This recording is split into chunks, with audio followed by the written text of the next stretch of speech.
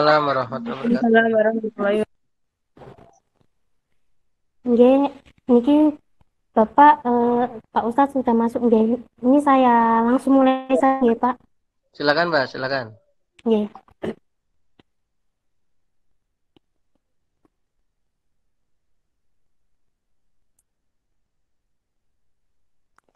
Baik. Assalamualaikum warahmatullahi wabarakatuh.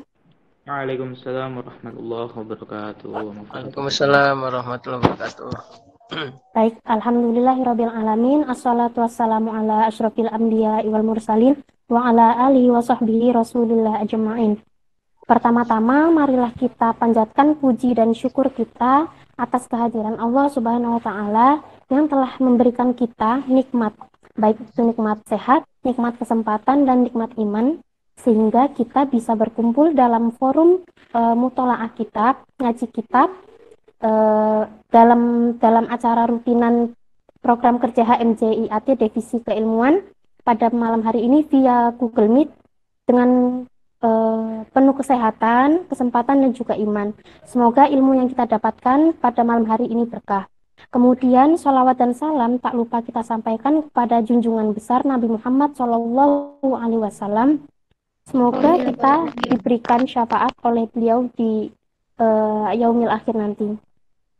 Baiklah, kemudian yang terhormat Pak Agus Imam Haromen selaku Pak Ustadz yang akan memimpin jalannya ngaus kita pada malam hari ini. Kemudian teman-teman yang telah bergabung di dalam forum Google Meet pada malam hari ini, semoga acara akan berlanjut dan berjalan lancar sampai akhir. Kemudian sebelum kita lanjut kepada acara inti yaitu ngaus pada malam hari ini, marilah kita membuka ngaus kita pada malam hari ini dengan bersama-sama membaca umul kitab. Al-Fatihah. Auzubillahi minasyaitonir rajim.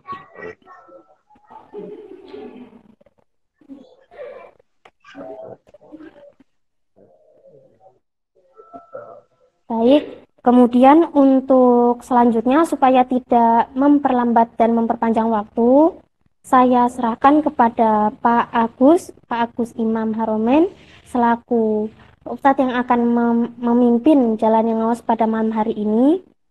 Monggo Pak Imam, saya persilahkan. Ya. Assalamualaikum warahmatullahi wabarakatuh. Waalaikumsalam warahmatullahi wabarakatuh. Alhamdulillah kita bisa ketemu lagi. Semoga semuanya dalam keadaan sehat walafiat. Seperti biasa, sebelum kita mulai, kita membaca doa bersama. Mungkin bisa di-share ya, kalau teman-teman yang lain kalau ada yang belum hafal. Ya. Bismillahirrahmanirrahim. Sa'altuka rabbi sihatal biwal jasad wa afiyatal abdani wal ahli wal walad wa tula hayatin fi kamalis istiqomati wa hifdzam minal ijabi wal kibri wal hasad wa rizqan halalan wa si'an ghaira naqisi Yakunu aunan alaman hajir rasyad wa ilman mubarakan fihi afhamul kutub wa ra'yan sadidan yanfa'ul ahla walad wa amna minal bala'i wal fitan li awta wa ismata min zawil hasad wa husna ada ilil hukuki jama'a tuhibbu wa tardo ya somad wa aksir lana tawadi al-haqi wal ribai wal fadli Bifadlika ya Rahman ya Musin al-Warab وجعل النبي المصطفى خير من سجد alaihi عليه صلاة الله ثم سلامه وآله وأصحابه ومن لله. Bismillahirrahmanirrahim. Raditu billahi rabba bil islami dina wa bi muhammadin nabiyya wa rasulah. Rabbi zidna ilmi wa rizki wa barik li fi ma razaqtani ma'izan fi uyunihim waj'alni wajihan fi dunya wal akhirah. Ya kasiran nawal ya hasanan fi'al ya imam bila jawal alhamdu wal Assalamualaikum warahmatullahi wabarakatuh. Mari kita sama-sama membaca Fatihah yang hadiahnya kita sampaikan kepada Nabi Muhammad sallallahu alaihi wasallam wa ala alihi washabihi wazwajihi wa dzurriyyati wa libatihi khususan jami'il muhaddisin wal mufassirin wa jami'il musannifin dan khususnya lagi kepada pengarang kitab ini yang kita bahas yaitu Said Muhammad bin Alawi Al-Maliki Al-Hasani, dan khususnya kepada para guru saya, wabil khusus saya Muslim bin Abdul Rahman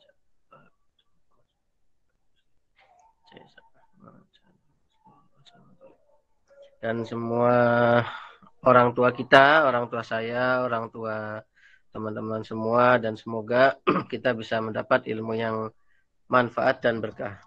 Al-Fatihah.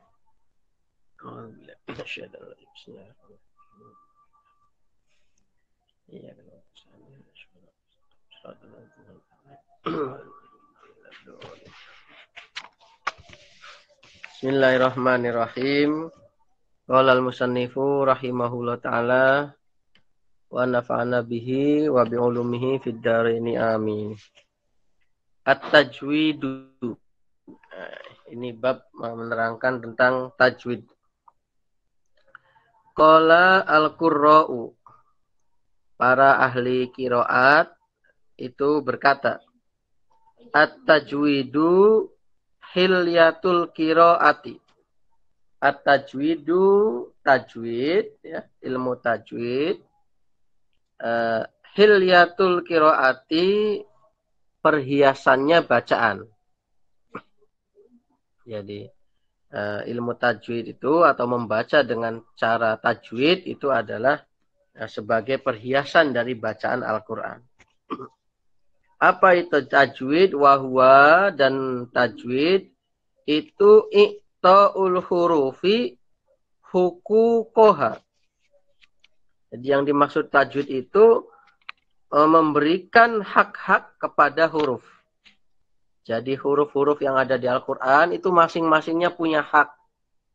Punya hak, punya jatah, punya bagian yang harus kita berikan. Kalau kita bicara sisi makhorijul huruf, ya, maka bagaimana kita mengucapkan ain dan a, ya, hamzah biasa, ya, sin dan shin, itu kan semua beda. Nah, itulah haknya.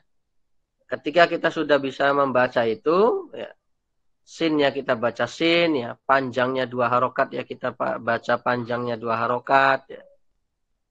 Nah, kita baca dengung, ya, sudah kita baca, itu berarti kita sudah melaksanakan atau sudah memberikan hak-haknya huruf-huruf itu. Dan itulah yang dimaksud dengan tajwid. Jadi di sini pengertian mudahnya tajwid itu ya memberikan huruf atau memberikan hak-haknya huruf. Watarti baha, dan urutannya. Waraddul harfi ila makhrajihi, dan mengembalikan huruf kepada tempat keluarnya, ya, makhrajnya tadi. Wa aslihi, dan sumbernya. Watal tifun nutqi, dan melembutkan pelafalan, melembutkan pengucapan, bihi tentang huruf. Jadi maksudnya membacanya itu pelan-pelan, ya, tidak serampangan begitu. Ala kamali hayatihi, sesuai dengan kesempurnaan keadaan huruf itu. Maksudnya ya yang tadi sudah saya sampaikan. Jadi harusnya dibacanya gimana gitu. Kalau dibacanya model begini ya harus begini begitu. Min ghairi israfin, tanpa berlebihan, wala ta'asufin, dan juga tanpa berlebihan atau menganiaya ya. Jadi maksudnya ya tidak boleh kurang, tidak boleh lebih, pas.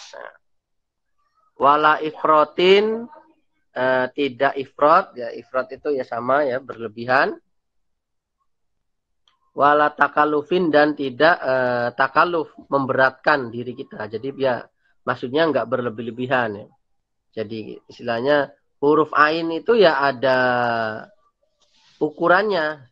Jangan sampai kemudian kita membaca huruf ain kok sampai berlebihan, melebihi batasnya. Itu juga nggak boleh. Wa ila zalika, dan terkait tadi ya, cara membaca huruf yang bermacam-macam tadi, itu asyara Rasulullah sallallahu alaihi wasallam, Nabi Muhammad telah memberikan petunjuk bikaulihi, dengan ucapan beliau. Apa petunjuknya? Man ahabba, man siapa, ahabba yang menginginkan ya, ayakro al-Qur'ana, menginginkan bisa membaca Al-Qur'an, ghaddon, dengan lembut atau sesuai ya, pas, kama unzila, seperti diturunkannya, fal yakrohu, maka hendaknya dia membaca Al-Quran ala kiroat ibni ummi abdin, sesuai kiroatnya anaknya Ummi Abdin, yakni Ibnu Mas'ud. Jadi ini kata Nabi, barang siapa yang pengen membaca Al-Qurannya pas, sesuai, ya maka bacalah menurut kiroatnya atau cara membacanya Ibnu Mas'ud. Di sini ya maksudnya ya yang kita belajar kepada Ibnu Mas'ud begitu. Ini tentu ya pada masa sahabat ya. Jadi ini ucapan Nabi ini kepada para sahabat, karena kan kita nggak menangi. Nah kita menangi ya melalui riwayat-riwayatnya itu. Nah, kenapa Ibnu Mas'ud itu istilahnya direkomendasikan oleh Nabi? Ya, karena apa? Wakana Ibnu Mas'ud itu radhiyallahu anhu itu akto hazon aziman.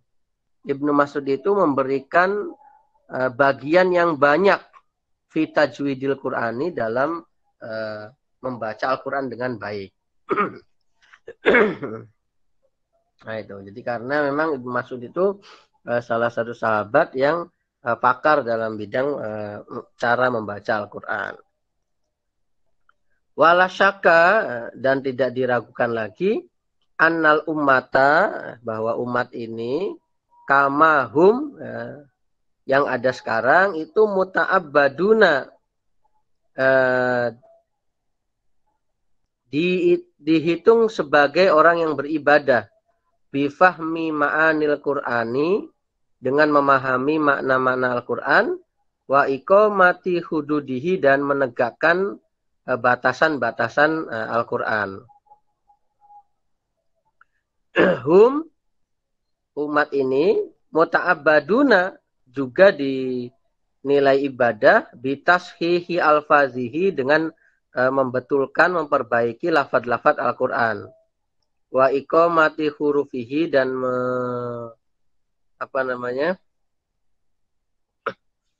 menegakkan ya, huruf-hurufnya Al-Quran ala sifati, sesuai dengan karakter, al-mutlaqati, ya, yang diterima, talaki ya, ini maf'ulnya diterima, min a'immatil qurra'i, dari para imam qiraat, imam ahli bacaan Al-Quran, allazina talqauhu bi asanidihim, yang mereka menerima dengan sanad mereka, an suyukhihim, dari para guru mereka, ila Rasulillah sallallahu alaihi wasallam, Jadi maksudnya begini. Nah, posisi tajwid itu sangat penting. Sehingga tidak diragukan lagi. Ketika seseorang membaca Al-Quran itu mendapat pahala. Itu nggak usah diragukan lagi. Mengapa? Karena ketika seseorang mendapat pahala, itu di dalamnya banyak usaha yang mereka lakukan. Jadi maksudnya di situ ada jerih payah. Nah, kita sholat, itu kan susah. Maksudnya susah itu kan ya kita harus meluangkan waktu. Kemudian di saat banyak orang yang nggak sholat, kita harus sholat. Itu kan susah. Maka ada pahala di situ. Puasa juga kita susah. Harus menahan lapar ya, menahan apa lagi, minum ya, menahan lisan biar nggak ngomong yang buruk. Nah, itu kan ada kesusahan, ada jerih payah di situ. Maka pantas ketika ibadah-ibadah seperti itu bernilai pahala. Lah sama membaca Al-Quran juga, kenapa dihitung ada pahalanya? Al-muta'abbad bitilawatihi, yang dinilai ibadah ketika membacanya, karena di situ ada jerih payah yang harus dilakukan. Ya, kita harus belajar, kita harus membaca hurufnya secara betul. Kalau ada yang keliru bacaan, kita harus ulangi lagi, ya kan tadi bitashihi al-fadhihi itu. Kan kita kadang begitu kan, baca Quran istilahnya kepleset, ada salah sedikit, yakin kita ulangi lagi. Kan di situ ada jerih payah namanya. Bahkan tidak hanya terkait cara membaca, tetapi ada proses memahami. Kan kalau teman-teman membaca itu kan pikiran kita juga sambil mengangan-angan maknanya kan. Kita lagi membaca iza waqa'atil waqi'ah. Oh, ketika nanti benar-benar kiamat itu terjadi. Jadi kan ada proses pemahaman. Maka kalau begitu, ya, itu wajar ketika seseorang membaca Al-Quran dihitung pahala, itu wajar. Makanya kan ya di hadis Nabi itu kan kalau orang membaca Al-Quran itu satu hurufnya 10. Nah, itu kalau nggak tahu maknanya. Kalau tahu maknanya berapa? 20. Nah, kan begitu. Karena apa? Di situ ada tadi upaya kita, ada usaha kita.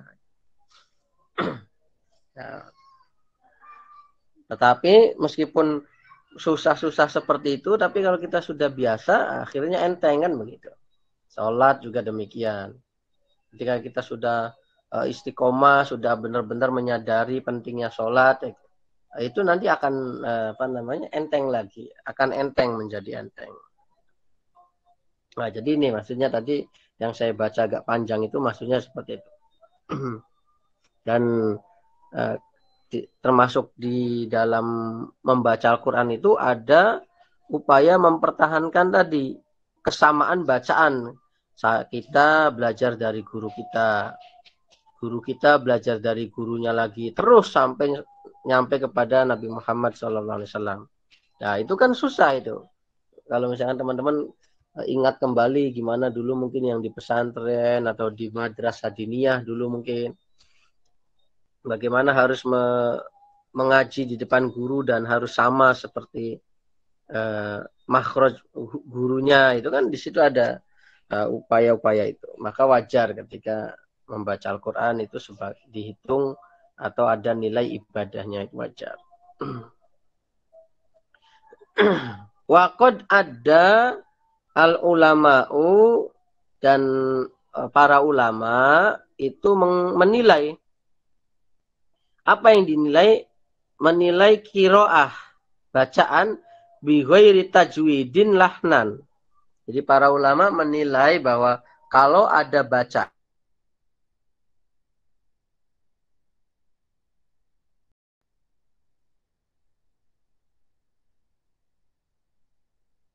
walaupun teman-teman sudah banyak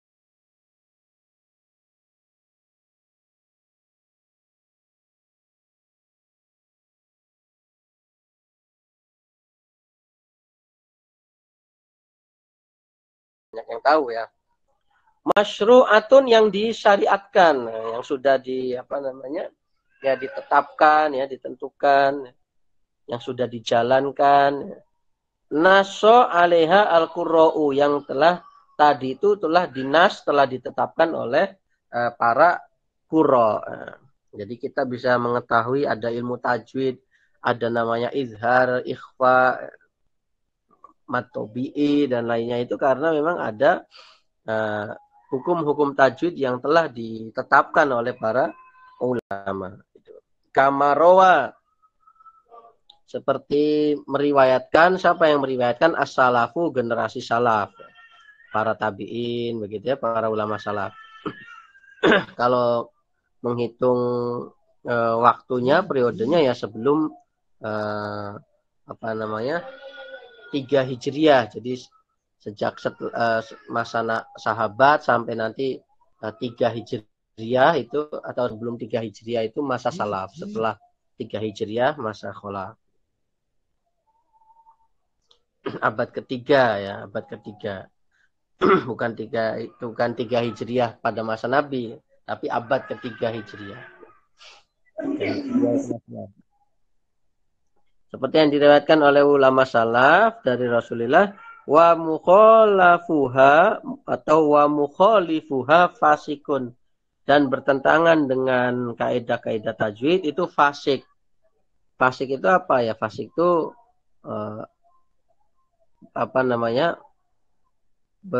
melakukan kesalahan. Jadi ini jangan dianggap kemudian fasik itu kan ada. Bagaimana hukumnya kalau ada umat muslim kemudian dia melakukan dosa? Hukumnya apa? Tetap muslim enggak? Itu kan ada sebagian aliran ilmu kalam ya, kalau sudah berdosa besar ya sudah enggak muslim lagi, langsung jadi istilahnya kafir begitu. Tapi ada yang mengatakan ya tidak, tetap muslim, tetapi muslim yang berdosa. Ya, muslim yang berbuat fasik begitu. Qala berkata, siapa yang berkata? Ibnu Al-Jazari. Wal akhdhu bit tajwidi hatmun lazimun. Malam yujawwidul Qur'ana asimun. Li'annahu bihil ilahu anzala wa hakaza minhu ilaina wasola. Wal akhdhu dan mengambil, belajar maksudnya, bitajwidi dengan ilmu tajwid itu hatmun, kewajiban, lazimunnya yang wajib, jadi kewajiban yang wajib. Malam yujawid, siapa yang tidak membaca tajwid Al-Qur'ana, siapa yang tidak membaca tajwid Al-Qur'an, asimun, maka dia berdosa. Ini kata Ibnu Al-Jazari. Anahu, kalau dulu di pesantren ini domir sya'an. Anahu sak temennya kelakuan, itu yang namanya domir sya'an kalau dalam nahunya. Bihi dengan tajwid itu al-ilahu maksud Tuhan, yakni Allah itu anzala menurunkan. Jadi mengapa kok dikatakan orang tidak membaca Al-Qur'an dengan tajwid itu dikatakan berdosa? Atau mengapa ilmu tajwid itu wajib dipelajari?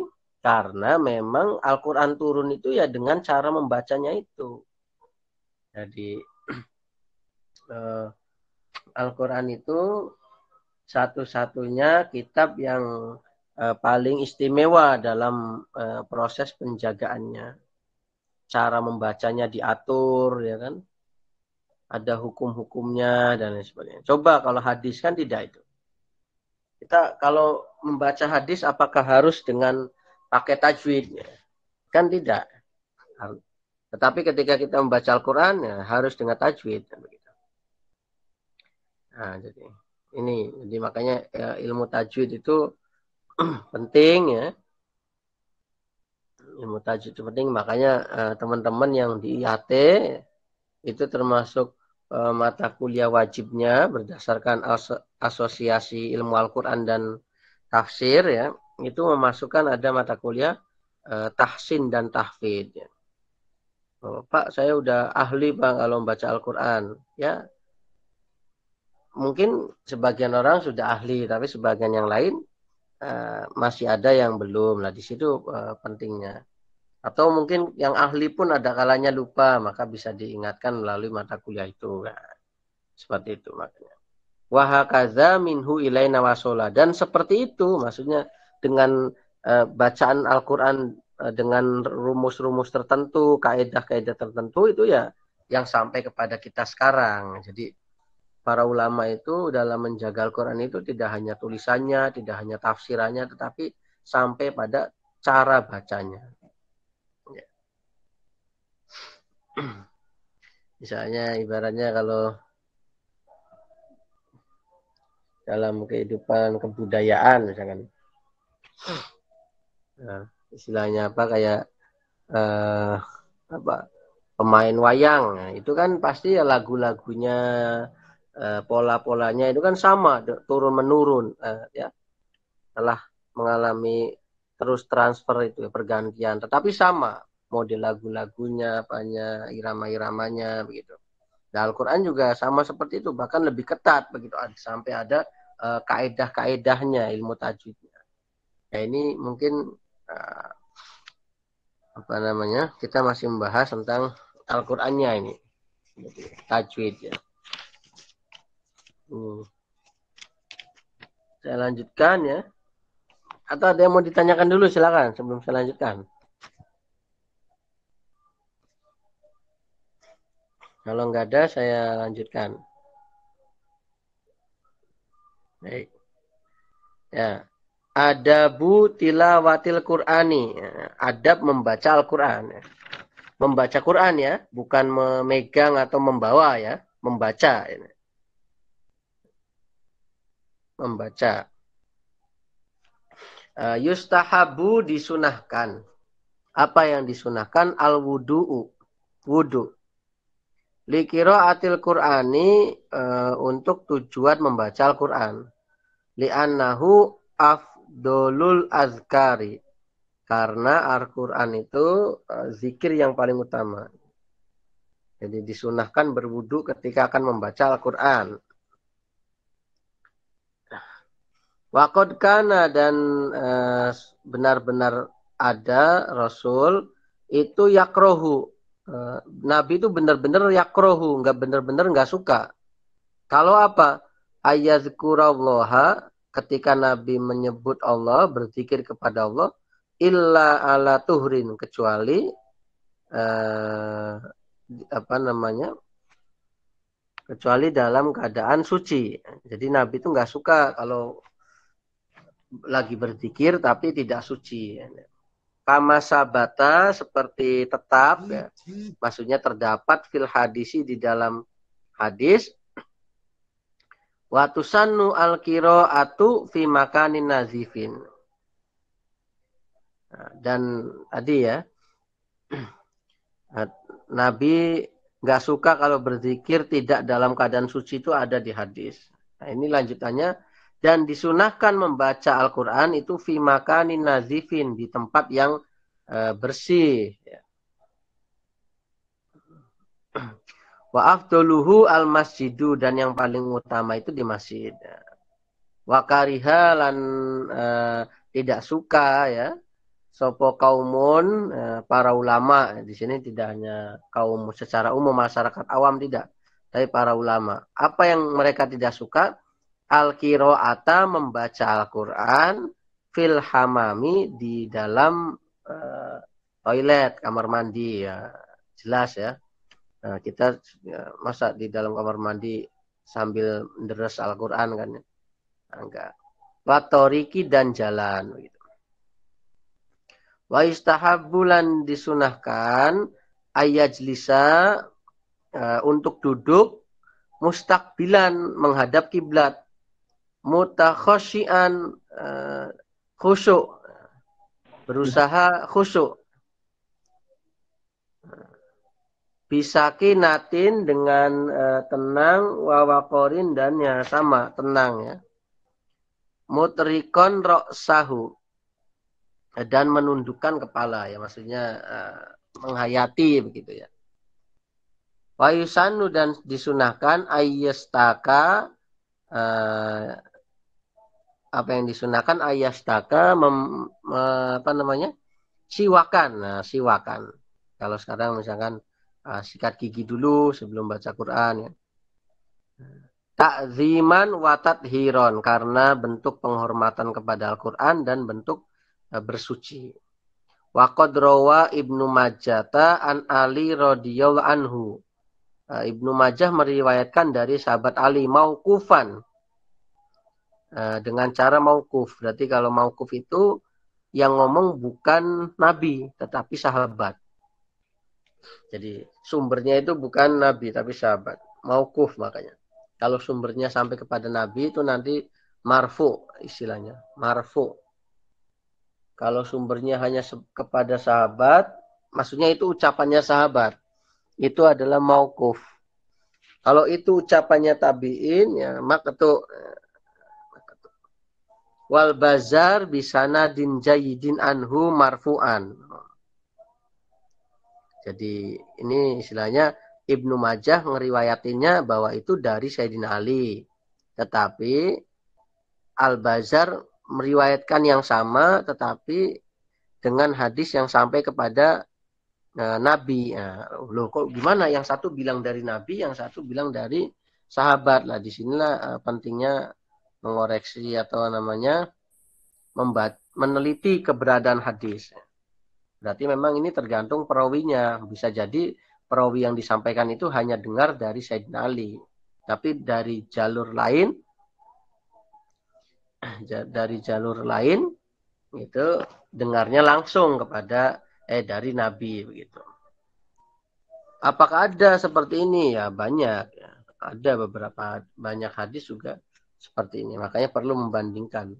Di kitab ini bagaimana, di kitab ini bagaimana. Itu nanti teman-teman akan belajar mata kuliah itu. Bagaimana menelusuri hadis.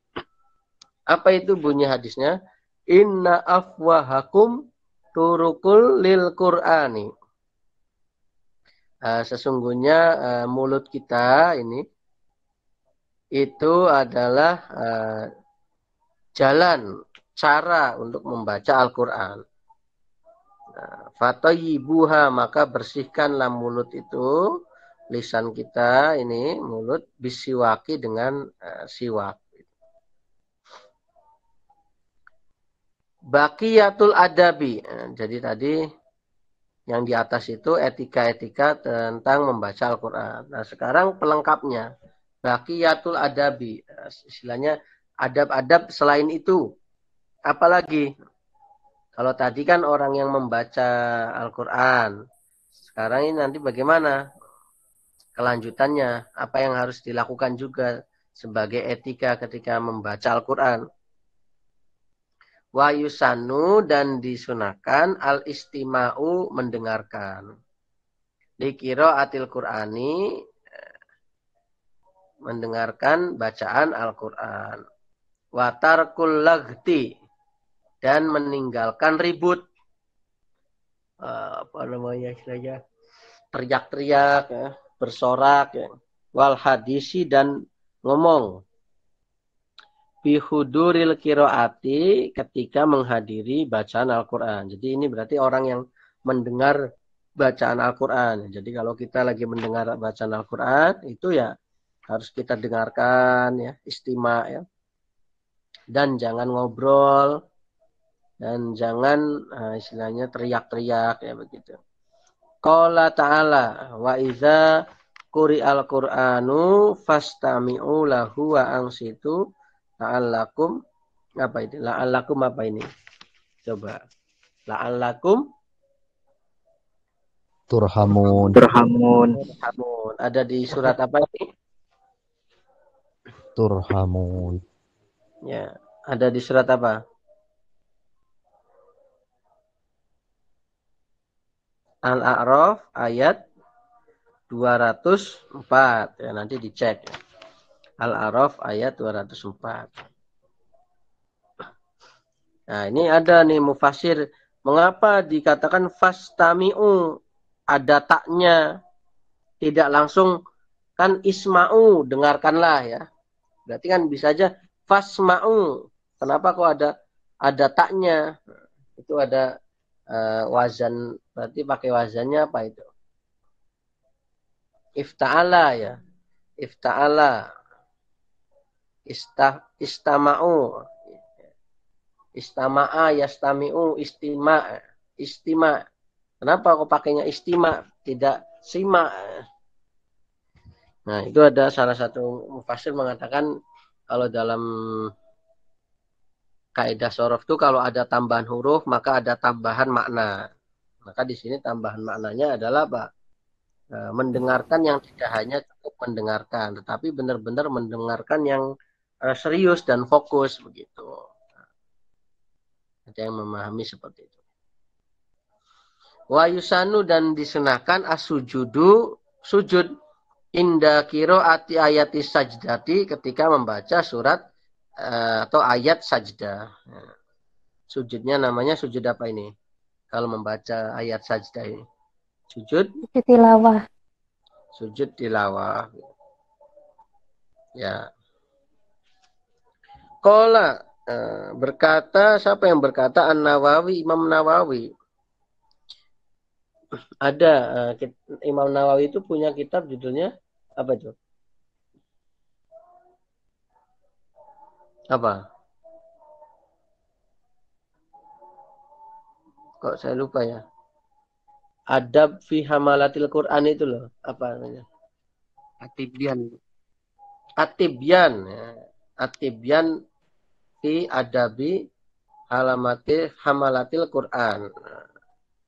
Kalau nanti yang satunya itu Atibyan fi ulumil Quran. Itu karyanya siapa? Ali Asobuni ya. Nah, itu. Nah, judulnya hampir sama, tapi yang satu tentang ulumul Quran, satu tentang fokus terkait membaca Al-Quran. Al-awqatu waktu-waktu, al-mukhtaratu yang terpilih, ya yang bagus, lil qiraati untuk membaca Al-Quran. Waktu-waktu yang baik untuk membaca Al-Quran. Apa yang paling utama? Afdoluha yang paling utama itu apa? Maka nafis sholah. Membaca Al-Quran ketika dalam sholat. Makanya ini yang hafid ini karena kalau lagi sholat sunnah, nah dibaca hafalannya itu biar makin lancar. Tapi kalau lagi ngimami ya jangan dibaca sejus ya, secukupnya aja. Nanti makmumnya pada lari begitu. Memang kan pesan Nabi seperti itu. Nah, jadi dulu ketika ada sahabat mengimami itu kok agak lama imamnya. Sehingga sahabat yang makmum itu mengatakan hampir saja saya mau sudah aja keluar dari jamaah sholat begitu. Kemudian sahabat itu tadi yang jadi makmum itu cerita ke Nabi bahwa Nabi si A ini sholatnya lama sampai saya itu mau keluar aja nggak jamaah lagi. Nah, akhirnya Nabi marah itu. Jadi Nabi itu jarang marah, tapi kalau marahnya itu hal-hal yang benar-benar serius. Nah, salah satunya itu ketika ada sahabat melamakan sholat itu. Hal antum munaffirun, apakah kalian itu mau menjauhkan orang dari agama? Apakah kalian ingin orang itu takut? Apakah kalian itu orang yang membuat orang lain lari dari agama? Ya karena kan takut kan. Kemudian nanti akhirnya ada hadis lanjutannya bahwa ketika kalian sholat mengimami sholat dengan orang lain maka ya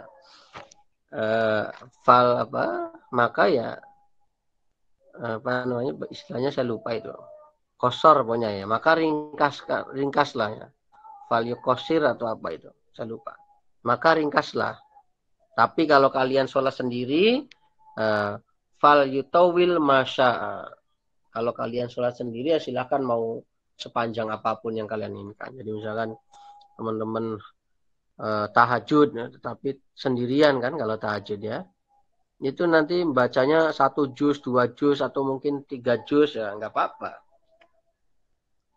tapi kalau lagi ngimamin ya jangan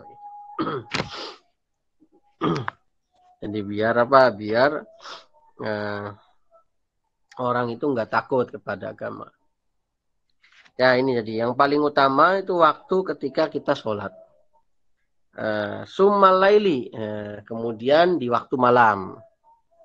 Summa nisfahu al-akhiri, dan sepertiga malam yang terakhir. Wahia, dan adapun bacaan itu, bacaan benal maghribi wal isya'i mahbubatun. Membaca Al-Quran di antara maghrib dan isya, jadi habis sholat maghrib ya, sampai menjelang isya itu mahbubatun, disenangi. Wa afdolun nahari ba'da subhi. Adapun waktu yang utama di siang hari itu setelah subuh. Nah, ini waktu idealnya. Misalkan, wah, saya nggak bisa, bagaimana Pak? Yang penting setiap hari itu ada membaca Al-Quran. Setiap hari ada membaca Al-Quran. Gimana tuh? Makanya di ayat, saya lupa itu. Yang ayatnya ada faqra'u ma tayassara minhu itu. Faqra'u ma tayassara minhu. Di surat apa itu? Coba kita lihat. Di surat apa itu? Al-Muzammil. Pokoknya juznya itu juz akhir kok. Di atas 25 apa juz berapa itu? Al-Muzammil, Pak. Apa 27 ya? Coba ayatnya. Al-Muzammil. Al-Muzammil. Hah? Al-Muzammil. Al-Muzammil.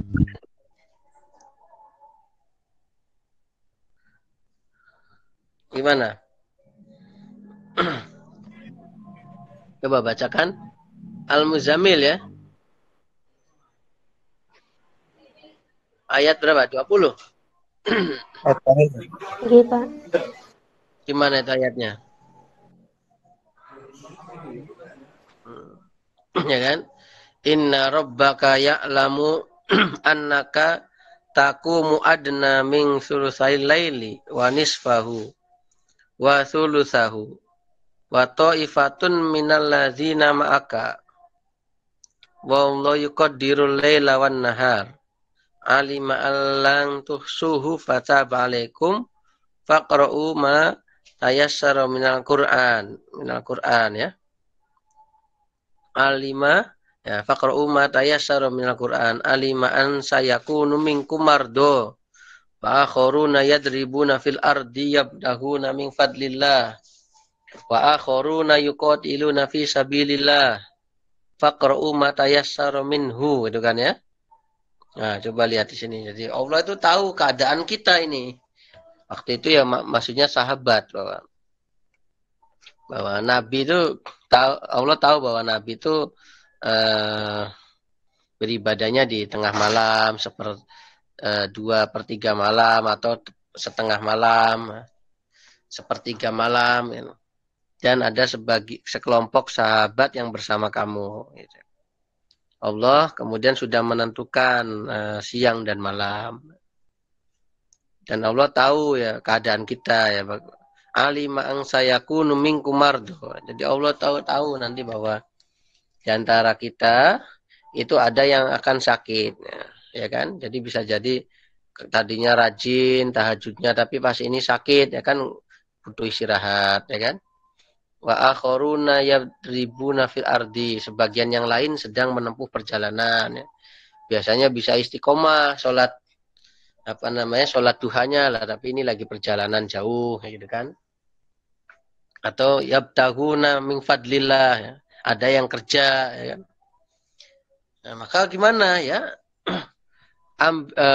Ambillah yang paling gampang. Gitu. Kalau pagi di jatahnya kuliah ini, jatahnya membantu orang tua, misalkan, maka kira-kira bacanya mana ya? Yang penting setiap hari membaca. Gitu.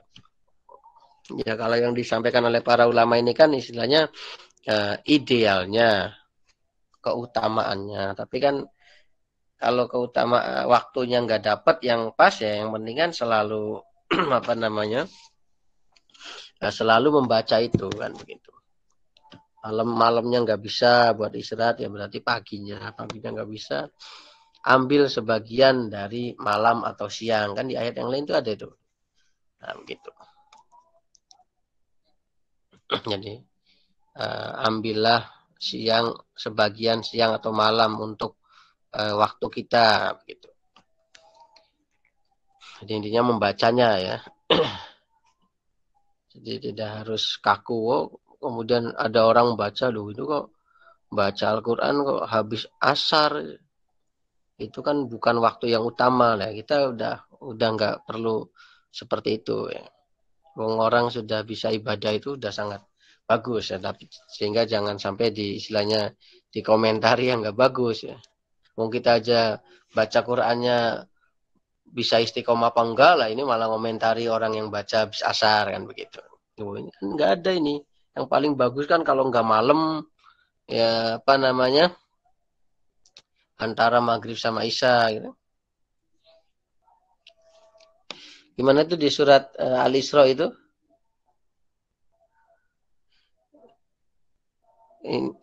Karena mashuda itu loh, ada yang ayatnya gitu loh. Gimana itu? Karena mashuda apa? Gimana? Coba ada yang bantu? Inna anzalna Qur'anan kana mashuda. Gimana? Coba ulangi.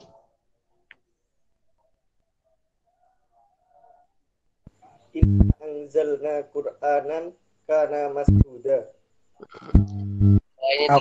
La talidlu syamsi ila ghasaqil laili wa Qur'an al-fajr. Terus Quran al-Fajr terus. Ya, ada ulama nanti mengatakan tadi Al-Quran al-Fajr itu artinya apa? Waktu yang bagus. Kemudian dari ayat itu ada ulama memahami yang paling bagus itu ya kalau lihat dari Al-Quran itu ya tadi yang bacaan Quran yang di apa namanya waktu fajar ya, menjelang subuh. Nah, itu kan ya beda-beda ya pendapat ulama, pemahaman ulama apa namanya beda-beda. Yang penting kita ini yang awam ini yang penting setiap hari jangan sampai lupa gitu. Mungkin sambil istilahnya nanti kalau kuliahnya sudah masuk lagi ya sambil nunggu jam kuliah nggak apa-apa baca gitu daripada nanti lupa atau tidak membaca gitu. Kayak sini intinya apa harus membaca Al-Quran itu istiqomah sehari harus membaca. Ya itu. Terus wayahtaru dan wayuhtaru ya. Atau dipilih atau yahtaru memilih ya. Seseorang pembaca Al-Quran itu hendaknya memilih libtidaihi untuk memulai membaca Al-Quran Lailatul Jumu'ati di malam Jumat. Wali khotmihi lan khatam Al-Qur'annya Lailatul Khomisi malam Kemis. Nah. Jadi istilahnya berarti kalau begini ya jadi kalau mau memulai membaca Al-Qur'an ya berarti dimulainya di malam Jumat. Nanti kira-kira pas khataman itu dipasin malam apa nih malam Kamis berarti Rebo ya seperti sekarang ini. Nah, ini kan pendapat ulama. Ada biasanya yang pendapat ulama ini itu disandarkan kepada ya pengalaman para ulama sebelumnya begitu ya. Faqad rawa telah benar-benar meriwayatkan Ibnu Abi Daud an Utsman bin Affan radhiyallahu anhu annahu kana. Ini yang tadi saya sampaikan. Bahwa Sayyidina Utsman itu karena yaf'alu zalika melaksanakan itu. Jadi Sayyidina Utsman itu kalau mau menghatamkan Al-Qur'an dipasin malam Kamis. Nah, ini kan ya berarti pendapat ulama tadi itu dikaitkan dengan kebiasaan dari Sayyidina Utsman. Jadi makanya ketika ada perbedaan di kalangan ulama itu kita nggak usah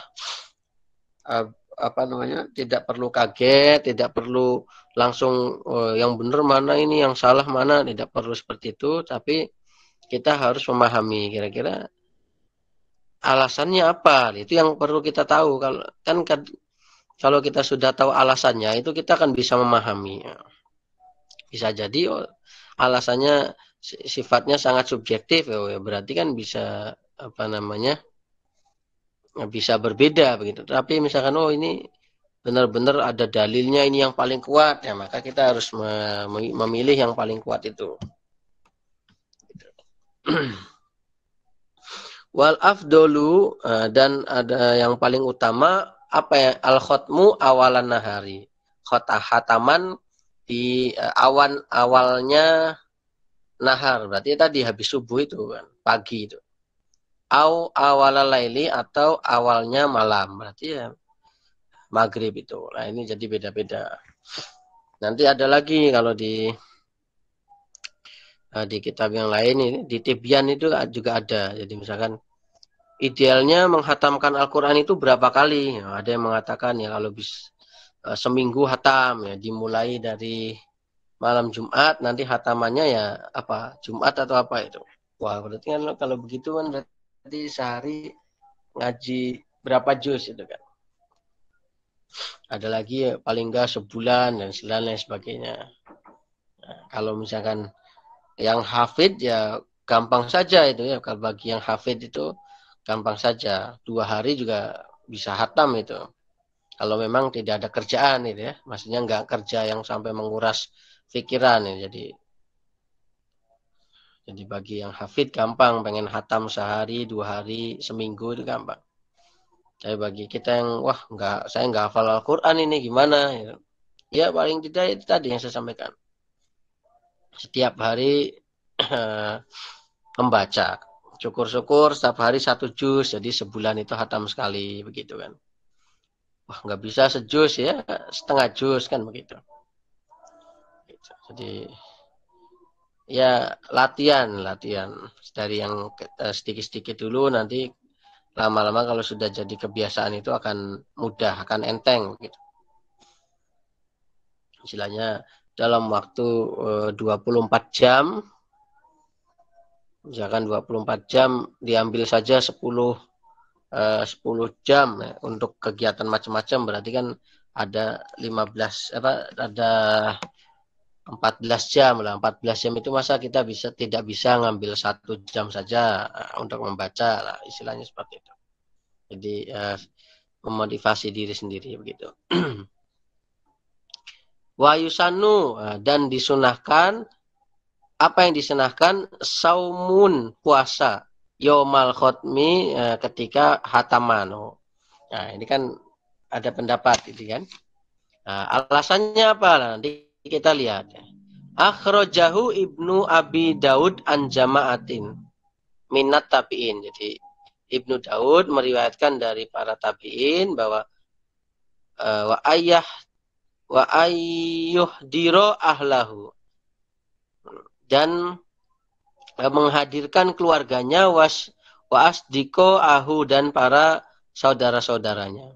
Akhraja atau Broni an Anasin, annahu, sahabat Anas itu, kana Anas idza khotamal Quran jama'a ahlahu wada'a. Jadi ketika sahabat Anas itu mau khataman Quran, itu maka dia mengumpulkan keluarganya dan berdoa. Kalau tadi kan puasa ya, puasa ketika hari khataman. Itu dalilnya dari sekelompok tabi'in. Ya sekarang ketika khataman itu mengundang keluarganya, jadi ngumpulin orang terus berdoa. Nah, ini yang dipraktekkan oleh para kiai di pesantren itu seperti itu. Jadi beliau itu mulainya malam Jumat ngaji sendiri, yang ngaji sendiri, tadarus sendiri maksudnya ya, tadarus sendiri. Tapi nanti ketika Jumat atau malam Jumat lagi beliau kumpulin, habis maghrib santrinya dikumpulin terus khataman, disimak sama kiainya. Terus nanti habis itu makan. Nah itu kan tradisi salah satu yang dicontoh itu seperti itu. Jadi ketika menghatamkan Al-Quran, mengundang saudara-saudaranya, mengundang keluarganya, kemudian ada doa di sana. Wa akhraja an Mujahid. Qala. Imam At-Tabrani meriwayatkan dari Mujahid. Mujahid itu juga kan tabi'in ya, Mujahid tabi'in. Qala kanu yajtami'una inda khatmil Qur'an. Jadi para tabi'in itu ketika menghatamkan Al-Qur'an, ya, mereka berkumpul ya. Kemudian dan berkata wa yaqulu indahu tanazzala ar-rahmah. Jadi ketika khataman Al-Qur'an itu rahmat turun. Nah, rahmatnya Allah turun.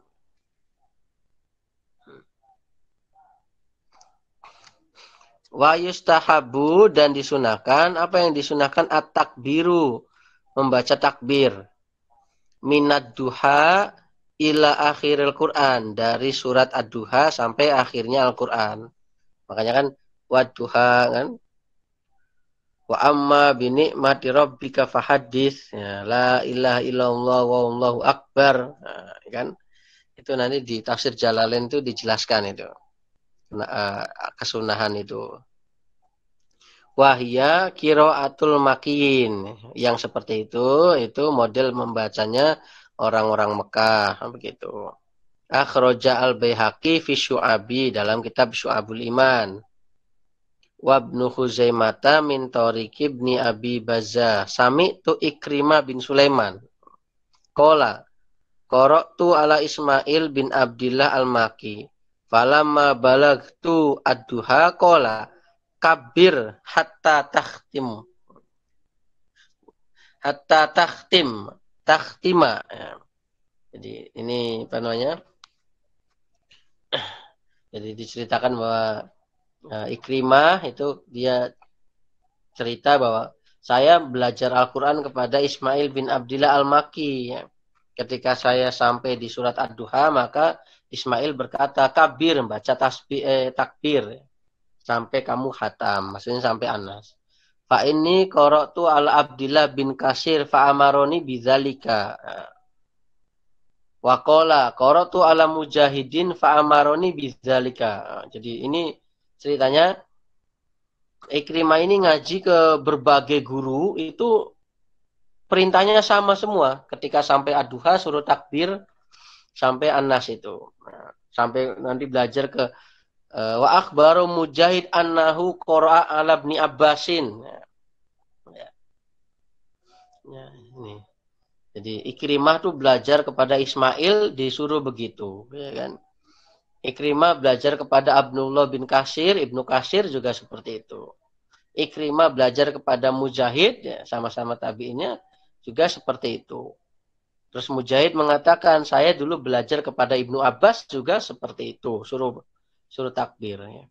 Ibnu Abbas juga waktu itu belajar kepada Ubay bin Ka'ab juga seperti itu. Kaza akhrajahu mauqufan. Nah, seperti ini tadi riwayatnya itu bersumber dari para sahabat. Itu tadi. Jadi kebiasaan-kebiasaan itu, jadi tradisi keagamaan yang ada di Indonesia yang kita terima dari para guru, ya, itu bukan sesuatu yang istilahnya tiba-tiba, ya, tetapi itu adalah sebuah hasil keberlanjutan dari para ulama sebelumnya. Makanya ini pelajaran, ya, ini pelajaran bahwa ketika misalnya sekarang, ya kan, di era sekarang semua orang membahas tentang suatu tema, ya, penelitian, kemudian menyimpulkan ini tidak ada, ini istilahnya dalilnya lemah, tidak bisa diamalkan, maka kita istilahnya yang banyak tradisi-tradisi seperti ini, keagamaan itu perlu meng-cross check ulang. Maksudnya memastikan benar enggak sih. Nah, jadi ketika ada kritik, nah, itu perlu diteliti lagi, ini yang benar enggak ya. Karena nggak mungkin ketika sesuatu itu salah tetapi kok berkelanjutan terus menerus, nah, kan begitu. Jadi kan kadang ada, oh ini enggak apa namanya, tidak pernah ada sejarahnya misalkan. Maka kan contoh tadi kasus membaca takbir setelah duha ya, surat duha. Itu kan ternyata ceritanya kan seperti itu tradisi dari para ulama-ulama Makkah ya. Sampai tadi disebutkan kepada para sahabat. Nah, nanti bisa dicek lagi kira-kira yang Ubay bin Ka'ab ini seperti ini dalilnya ada enggak yang dari nabinya, itu nanti bisa dilanjutkan. Nah itu nanti di apa Atibyan fi Adabi Halamatil Quran itu lengkap itu.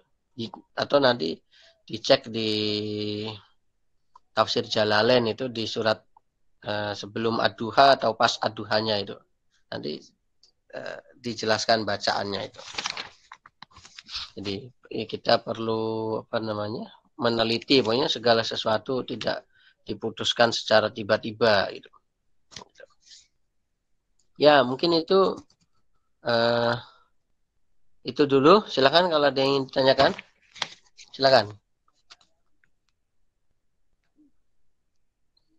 Monggo dari teman-teman yang ada di forum ini jika ingin menyampaikan pertanyaan terkait materi tajwid dan juga adab-adab membaca Al-Quran yang sudah dijelaskan oleh Pak Ustadz, saya persilakan.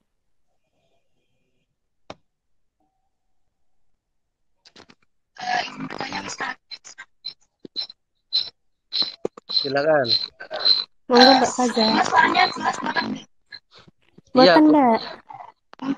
Lewat chat maunya.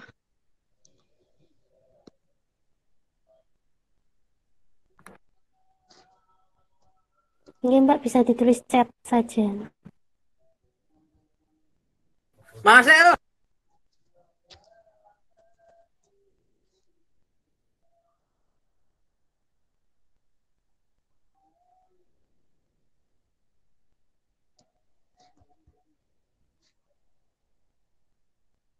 Silakan.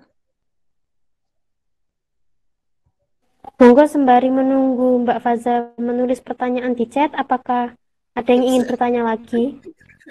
Kang ada foto Kang. Foto ini. Foto. Oke. Kameranya di. Itu Mas Raden. Mas Raden.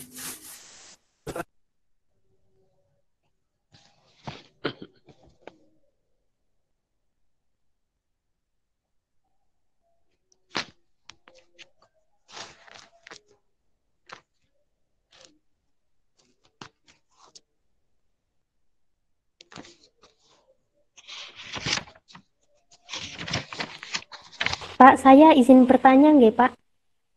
Silakan, Mbak. Nggih, Pak. Saya ingin bertanya begini, Pak. Kan terkadang kalau misalnya kita kayak lagi wudhu gitu ya, Pak, sedang wudhu, itu kan ada salah satu kesunahan itu kita membaca basmalah terlebih dahulu ya, Pak. Lah, itu kan kadang ada yang memangkarannya itu di kamar mandi gitu. Lah, kalau misalnya kita membaca basmalah itu kan ada yang mengatakan bahwa basmalah itu termasuk bagian dalam Quran atau ayat Quran. Nah, kalau kita berwudu otomatis kan kita melafalkan basmalah itu hukumnya bagaimana Pak kalau kita wudunya di dalam kamar mandi? Ya.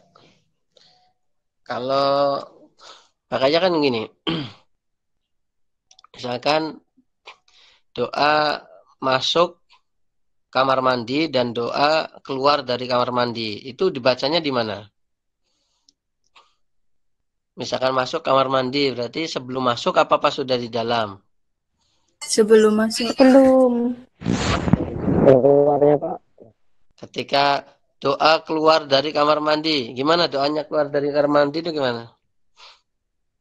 Bismillahirrahmanirrahim. Alhamdulillahilladzi adhaba 'anil adza wa afani.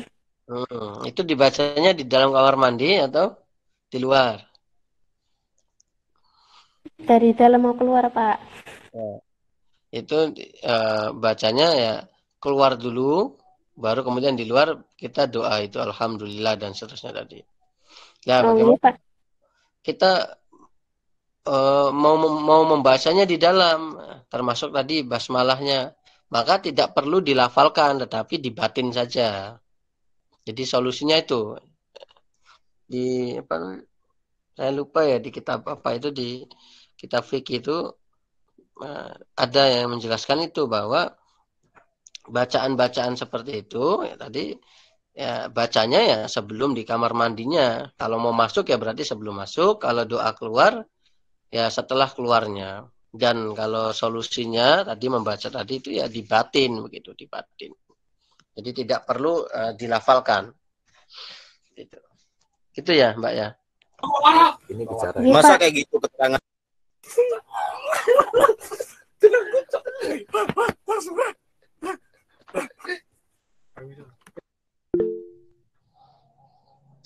Iya, Pak, ini Mbak Faza sudah mengirim chat Ya. pertanyaan via chat, saya bacakan nggih, Pak. Nah, pertanyaannya begini. Sebenarnya bagaimana hukum bertepuk tangan saat setelah ada orang yang qira misalnya? Karena dari yang saya pernah dengar hukumnya tidak boleh. Oh, maksudnya mungkin setelah ada orang yang qira membaca Quran terus kita bertepuk tangan itu hukumnya bagaimana begitu, Pak? Ya.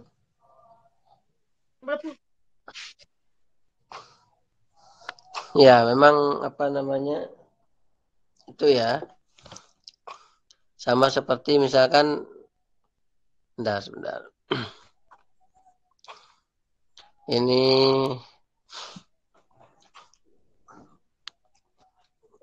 iya betul. Jadi kan kadang kalau ketika ada orang yang membaca kemudian kita bertepuk tangan ya. Atau bahkan misalkan kalau dulu bahkan setelah apa ceramah ya kan, setelah mau itu hasanah juga kan ada yang seperti itu ya. Maka kan memang etikanya kan sebenarnya tidak itu. Nah, jadi sebenarnya perlu ditegaskan lagi bahwa boleh dan tidak boleh ini ukurannya apa begitu. Boleh dan tidak boleh ini ukurannya apa. Apakah dari segi hukum misalkan ini ini mubah, ini haram, apa makruh, apakah itu? Atau boleh tidak boleh itu tadi terkait etika tadi. Bahwa tidak tidak ribut ya kan? Tidak berteriak ya begitu kan. Tidak ada sorak-sorak ya kan seperti itu. Jadi ukuran ukuran boleh dan tidak bolehnya ini dalam hukum atau tidak. Jadi kalau terkait hukum ya, saya belum menemukan. Misalkan ini hukumnya haram, ini hukumnya makruh. Itu saya belum pernah menemukan. Tapi kalau misalkan dalam kaitannya boleh dan tidak boleh itu adab ya, dari segi etikanya itu memang tidak boleh seperti itu gitu. Ya mengapresiasi seorang qori'nya ya dengan dengan cara yang sesuai, yang pantas bagaimana. Kan kalau coba aja misalkan biasanya kan yang ada seperti itu kan kalau acara yang non formal ya. Acara yang non formal itu seperti itu. Jadi pokoknya setiap habis ada tampil itu pasti ada tepuk tangan kan begitu. Tapi ketika acara-acara yang formal itu tentu tidak seperti itu, lebih biasa begitu. Nah, mungkin itu. Tadi apa lagi? Nggih, Pak. Terus ini ada pertanyaan lanjutan dari Mbak Faza. Kalau jawabannya kan seperti Bapak katakan tadi bahwa sebaiknya tidak melakukan hal tersebut nih Pak, apabila ada orang yang setelah membaca Quran atau setelah qira gitu Pak. Nah, kemudian pertanyaan lanjutannya bagaimana jika setelah membaca qira itu ada upah atau bayaran? Karena saya sendiri pernah diberitahu oleh teman saya ada tradisi di satu negara di mana ada qori yang membaca Al-Quran dengan nada-nada ya istilahnya tilawah gitu Pak. Nah, kemudian itu memang sudah menjadi tradisi di daerah tersebut. Setelah membaca Al-Quran dengan nada tilawah tersebut, beliau itu dilempari uang, sang qori'nya itu dilempari uang sebagai Saya juga kurang paham ya Pak, mungkin sebagai bentuk penghormatan atau bagaimana, itu hukumnya bagaimana ya Pak?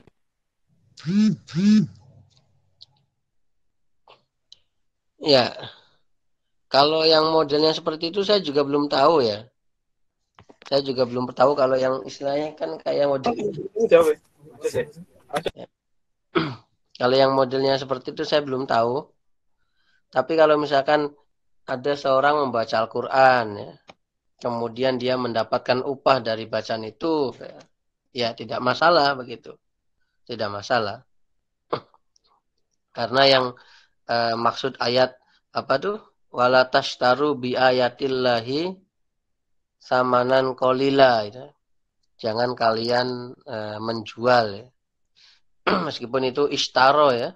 Kata istaro itu kan biasanya kan membeli ya. Tapi kan coba lihat terjemah-terjemah itu kan menjual artinya. Karena pada ikatnya ya kita menjual yang ada dari kita. Jadi jangan kalian menjual ayat-ayat Al-Quran dengan samanan qalila, harga yang sedikit. Itu ayat-ayat yang bunyinya seperti itu konteksnya terkait misalkan kita memanipulasi ayat, kita merubah ayat, kita memutarbalikan kebenaran. Itu yang dimaksud oleh ayat-ayat seperti itu. Bukan ketika misalkan ada seorang misalkan ya hafid, kemudian dia diundang untuk menghatamkan Al-Quran, kemudian dia mendapatkan upah, ya, itu bukan ayat itu maksudnya. Jadi boleh tapi kalau yang tadi yang modelnya seperti tadi ya habis baca kemudian dilempari uang, saya juga belum pernah tahu itu ceritanya gimana. Assalamualaikum Pak. Waalaikumsalam. Saya pengen nambah sedikit ini gimana Pak? Boleh, silakan boleh. Jadi saya punya dalil ini ya. Wa ma'dhuhu al-ujrata ala ta'limil Qur'an faqad ikhtalafa al-ulama fihi. Fahukiya al-imam Abu Sulaiman al-Khattabi mana akhdal ujrati alaihi an jama'ati minal ulama. Jadi bisa dikatakan untuk masalah pengambilan upah di situ ulama bisa dikatakan khilaf masalah itu. Sedangkan Imam Abu Sulaiman beliau itu bisa dikatakan tidak mau mengambil mengambil upah daripada pembacaan Al-Quran tadi. Betul. Nah, itu salah satu zuhudnya ulama. Mungkin saya setuju sama beliau yang mengatakan bahwasanya mana'ah. Beliau tidak mau untuk mengambil upah yang demikian. Ya. Sekian Pak, terima kasih. Baik, bagus. Ya. Ya. Nah, nanti bisa dilengkapi lagi. Tadi kan ikhtilaf. Nah, tadi kan yang baru yang mana'anya. Nah, kira-kira yang bolehnya gimana alasannya? Ada nggak di situ? Bismillahirrahmanirrahim. Wa Abu Hanifah wa an jama'an anahu yajuzu illam yushtarathu wa huwa qaulul Hasan al-Basri wa Syafi'i wa Ibnu Sirina wa Dhaba atau wa Malik wa Syafi'i akharuna ila jawaiziha insyaratuhu wastajaruhu ijaratun sahihatun. Jadi bisa dikatakan pendapat Abu Hanifah dan ulama-ulama yang lain atau golongan ulama-ulama yang lain mengatakan bahwasanya itu diperbolehkan. Dengan catatan di dalamnya itu tidak disyaratkan sesuatu yang dapat bertentangan lah dengan syariat Islam, bahasanya gitu. Ya. Itu yang tadi saya maksud bahwa tidak ada di dalamnya syarat yang bertentangan tadi. Makanya misalkan nih kamu saya kasih begini tapi syaratnya tolong ini diputar nih penafsiran ayatnya biar sesuai, itu yang dimaksud tadi. Nah, jadi ya memang seperti itu ya. Khilaf gitu. Makanya kalau yang penting begini maksud saya bahwa kalaupun ada ini yang harus teman-teman pahami ya. Kalaupun ada ulama yang tadi tidak setuju, kalaupun ada ulama yang tidak setuju menerima upah dari bacaan Al-Quran, itu dalil mereka itu bukan ayat wala tashtaru bi ayatillahi samanan qalila.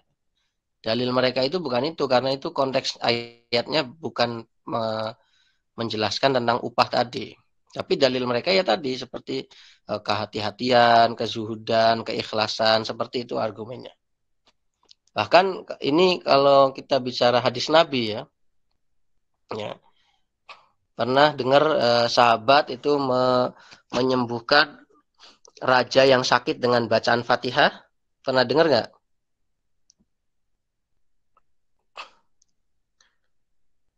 Nah, jadi suatu ketika sekelompok sahabat ya, rombongan sahabat itu lagi jalan ya, istilahnya lagi dalam perjalanan.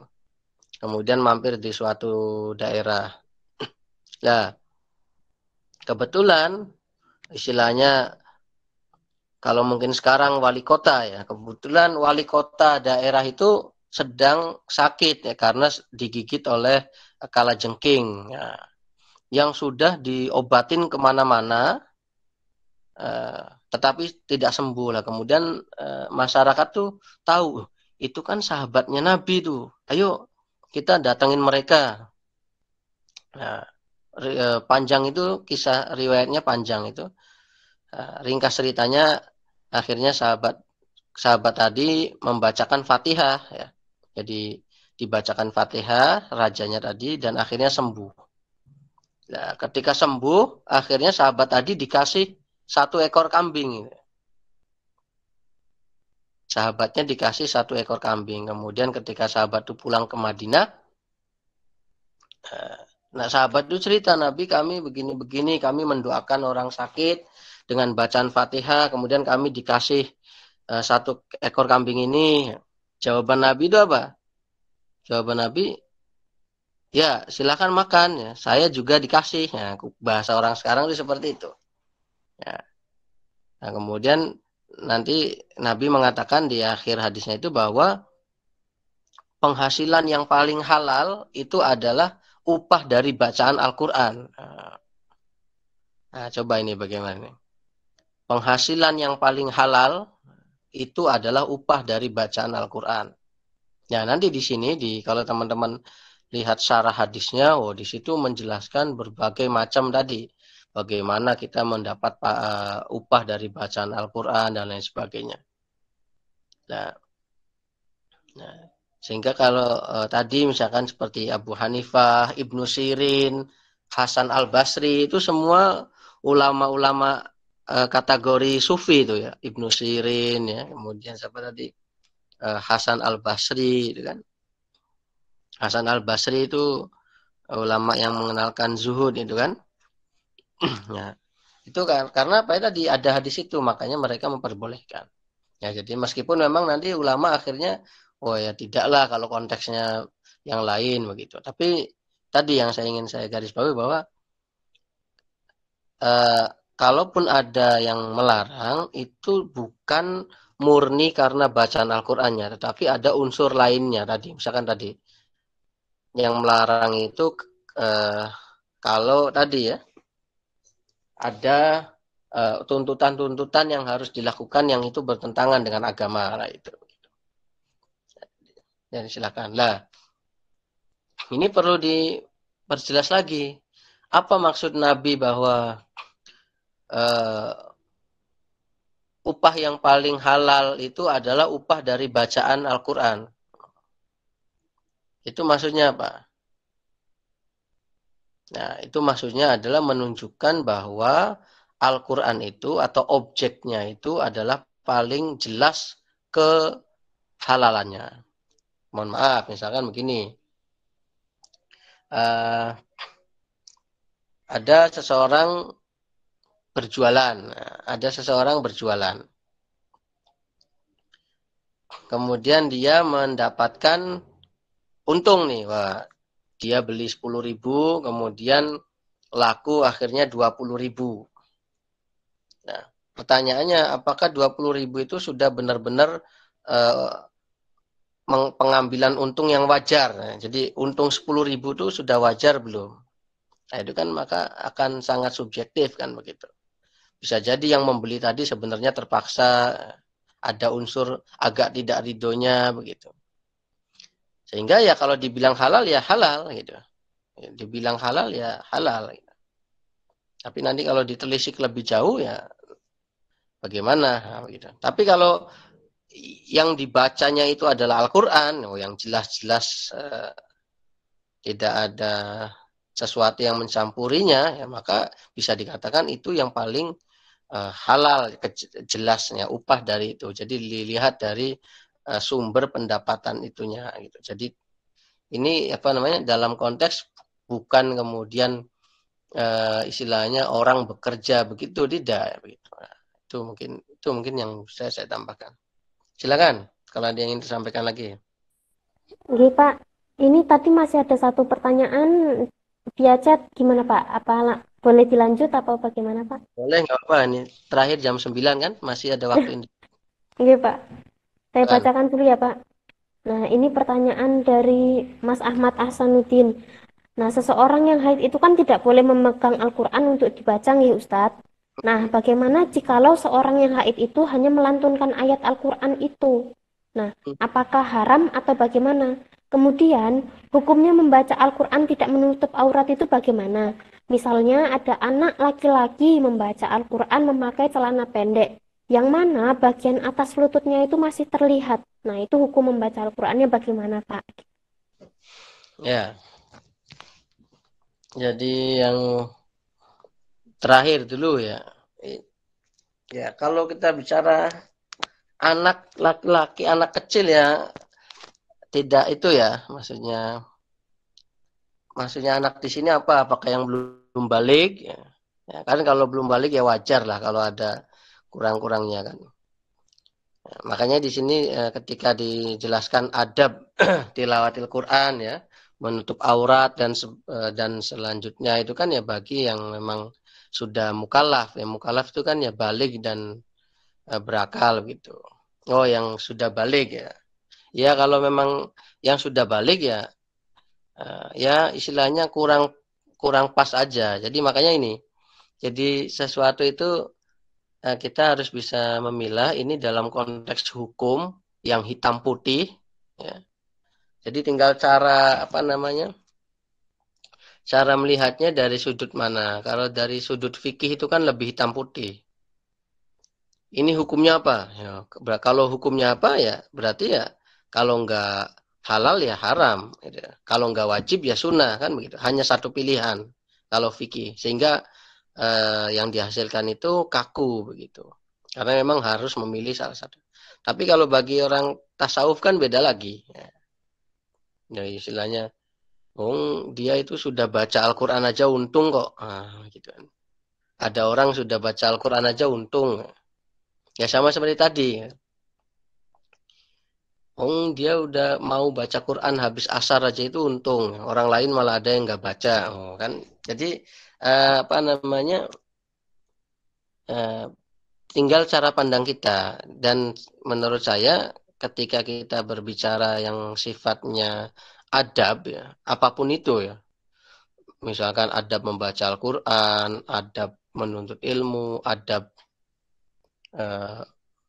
seorang muslim kepada tetangganya, adab seorang muslim kepada orang tuanya dan lain sebagainya, itu kalau menurut saya itu tidak kita mempelajari tidak dalam rangka untuk menilai perbuatan seseorang.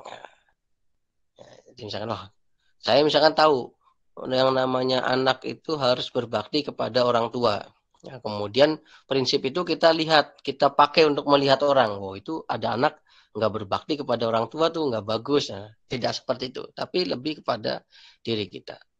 Jadi misalkan menutup aurat itu disunahkan menutup aurat ya, ketika membaca Al-Quran. Ya, berarti ya bagusnya ya berarti kalau kita membaca Al-Quran ya harus menutup aurat kan begitu. Dan misalkan ada orang baca Quran tapi kelihatan nih pakai celana pendek, nah itu tadi. Maka kita mau memandang bagaimana? Apakah kaku seperti dalam fikih? Apa lebih tadi dari segi tasawuf? Belum sudah bagus kok, cuman kan kurang sedikit kan begitu. Jadi istilahnya baca Al-Qurannya sih nggak ada masalah, cuman terkait istilahnya kelengkapannya itu yang kurang kan begitu. Jangan sama seperti begini. Nah, yang kadang misalkan orang berlebihan begitu mengatakan percuma puasa tapi enggak ikut tarawih. Nah, itu kan istilahnya berlebihan itu. Loh, puasa itu wajib, tarawih sunnah kok. Kemudian akhirnya kita menilai orang, wah percuma itu puasa tapi malamnya nggak ikut tarawih, nggak ikut tadarus. Nah, itu kan kurang pas begitu. Jadi orang udah puasa aja itu udah bagus kan begitu. Lalu bagaimana ya yang istilahnya yang jadi jangan untuk istilahnya menilai seseorang, tapi istilahnya itu dikembalikan ke kita. Kalaupun ada orang yang seperti itu ya kita tidak kemudian langsung menghakimi, oh ini nggak diterima ini. Tidak seperti itu. Ya tadi paling tidak seperti itu. Elok dan tidaknya, lengkap dan tidaknya begitu. Ya puasa ya udah bagus, tapi terawihnya ya bagaimana kan begitu. Itu kan istilahnya dua hal yang berbeda. Jadi jangan sampai karena tidak terawih kemudian ada penilaian puasanya percuma. Itu kan kasihan banget ya, udah puasa capek-capek dianggap. Nah, itu contohnya nanti dikiaskannya itu seperti itu. Nah, terus yang terkait haid ya. Ya kalau di fikih itu udah jelas, kalau memang makanya kan tadi saya sampaikan di awal, ini qiraatul Quran, membaca Al-Quran, bukan mashul mushafi, bukan memegang mushaf. Kalau memang memegang mushaf itu kan memang harus suci. Kalau nggak suci ya nggak boleh memegang mushaf, kecuali darurat. Nah itu misalkan teman-teman yang sedang haid, kemudian lagi jalan ngelihat Quran jatuh, kan masa dibiarin? Wah saya nggak bisa menyelamatkan Al-Quran ini karena saya lagi haid, nggak boleh megang Al-Quran, kan nggak darurat. Nah, itu yang memegang mushaf kan seperti itu. Ya kalau yang terkait membaca ya, orang haid kemudian membaca Al-Quran itu di kitab fikih itu sudah banyak rinciannya itu. Mulai dari yang benar-benar mengharamkan total ya, pokoknya yang haid itu 15 hari itu ya nggak boleh membaca Quran kan begitu. Ada lagi yang mengatakan boleh tapi niatnya zikir. Nah, begitu. Karena kan Al-Quran juga bagian dari zikir. Nah, ada yang seperti itu ulama. Ada lagi yang kemarin kayaknya kita sudah singgung sedikit ya. Ada lagi yang mengatakan ya kalau untuk kebaikan ya tidak apa-apa. Jadi misalkan secara logika, secara akal itu 15 hari atau seminggu atau 15 hari tidak deres sama sekali itu bisa lupa nggak sebagai orang yang sedang menghafal. Kalau memang bisa lupa ya berarti jangan ditinggalkan. Makanya di pondok pesantren tahfidz itu yang perempuan ada kebijakan kalau yang lagi haid itu tetap setoran, tapi setorannya itu murojaahnya saja, tidak nambah gitu. Misalkan baru 1 juz, kemudian dia haid, ya maka besoknya itu tidak perlu ngelanjutin di juz kedua, tidak, tapi ya murojaah itu yang sudah 1 juz itu ada di pondok tahfidz yang Quran itu ada. Jadi itu ya fleksibel. Tetapi kita harus tahu argumennya. Kenapa kok sampai ada yang fleksibel seperti itu? Nah, kan tadi pertimbangannya. Ilatnya seperti tadi. Oh, ini pertimbangannya Al-Quran disamakan dengan zikir. Oh, ini di pertimbangannya sisi daruratnya. Oh, ini pertimbangannya karena ini proses belajar mengajar kan begitu. Head boleh nggak baca Quran? Nggak boleh lah. Ini kalau lagi belajar gimana? Lagi mata kuliah tahsin tahfidz. Kalau nanti setiap minggu ya bilang aja Pak saya sedang halangan begitu. Waktunya setoran loh, saya sedang halangan. Gimana nanti nggak pernah setoran begitu. Nah, itu jadi tidak satu sisi saja. Banyak hal. Silakan itu mungkin dari saya. Sudah jam segini. Oke, Pak. Kepada teman-teman yang mungkin masih ada pertanyaan, ini berhubung waktunya sudah melebihi batasnya yang seharusnya jam 9, mungkin bisa untuk lebih lanjutnya jika ada yang ingin bertanya langsung pada Bapak, mungkin Bapak bisa memberi waktunya gitu ya Pak, mungkin Boleh, jika ada yang ingin bertanya langsung. Okay. Tapi untuk yang diskusi di forum ini mungkin saya cukupkan sampai saat sekarang ini karena jamnya sudah melebihi jam yang seharusnya. Baiklah, selanjutnya saya lagi Pripun, tuh Pak? Gimana, ada Pak? itu siapa? Imam Ghazali itu.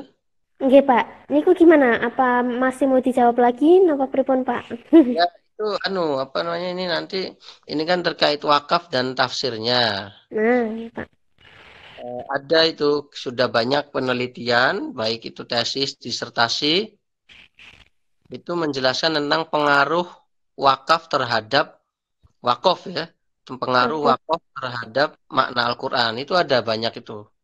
Jadi ternyata benar bahwa misalkan ya ini wakaf lazim harus berhenti, maka memang maknanya itu bagusnya berhenti.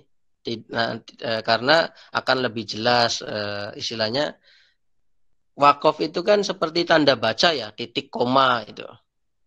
Maka kan kalau kita salah kasih titik itu kan yang kita dengar itu pesannya bisa berbeda ya. Gimana contohnya itu? Coba bahasa Indonesia yang kita salah ngasih titik itu. Gimana contohnya? Itu kan nanti akan ya jangan jauh-jauh lah kalau misalkan teman-teman menyimak presentasinya pemakalah itu. Kalau pemakalahnya itu modelnya dibaca terus kadang titik komanya tidak pas itu kan teman-teman bingung memahaminya. Ini maksudnya gimana nih? Ini ikutnya sini apa ini ikutnya mana? Apalagi itu tanda wakaf. Makanya betul nanti itu banyak kok. Coba nanti di yang bahasa Arab juga ada. Jadi misalkan asarul wakfi fit tafsir. Jadi pengaruh tanda wakaf dalam tafsir itu nanti sangat berpengaruh. Jadi kenapa harus sakta ya? Kenapa harus ini mim ya, lazim wakafnya harus berhenti di sini, nggak bisa tidak. Itu nanti ada pengaruhnya. Ada pengaruhnya gitu. Itu mungkin jawaban singkatnya seperti itu.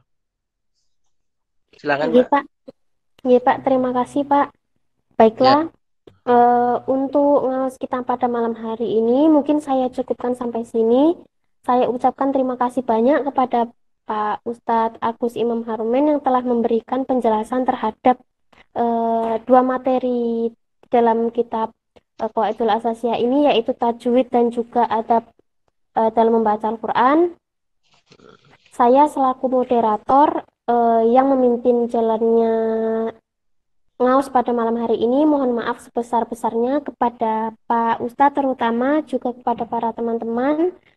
Jika ada kesalahan dalam menyampaikan kata-kata, saya ucapkan terima kasih banyak atas perhatian dan antusiasnya dalam mengikuti acara kita pada malam hari ini.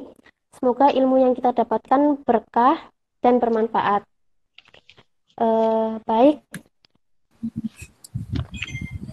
Mari kita tutup pengajian kita, yaitu ngaus pada malam hari ini dengan bersama-sama membaca hamdalah. Alhamdulillah.